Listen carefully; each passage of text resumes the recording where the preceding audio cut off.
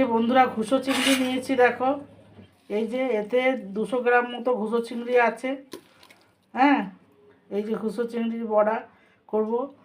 একটু চাল গুঁড়ো নিয়েছি, আর একটু মানে 2 চামচ চাল গুঁড়ো আর 3 চামচ বেসন নিয়েছি, খাবার সোডা আর নুন দিয়ে নিয়েছি। আর এতেও অল্প একটু পেঁয়াজ, ধনেপাতা, আদা কুচি আর লঙ্কা কুচি, এর মধ্যেও একটু নুন দিয়েছি, দিয়ে এটা ভালো করে একটু মিশিয়ে নেব।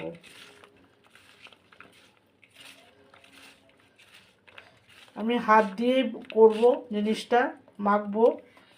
এবার একটু বেসনটা ভালো করে, বেসনটা, চাল গুঁড়োটা, খাবার সোডা আর চিনিটা, নুনটা ভালো করে আমি মেখে নিচ্ছি।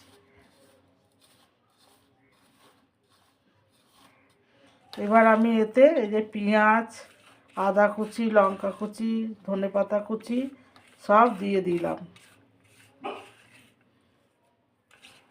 ভালো করে মিশিয়ে নেবো। তারপরে আমি ঘুষো চিংড়িটা দেবো।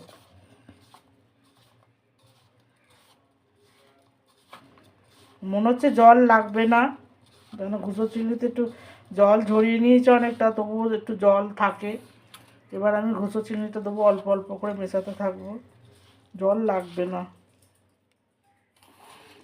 মেখে 10 মিনিট রেখে দেবো, তারপরে বড়াটা ভাজবো।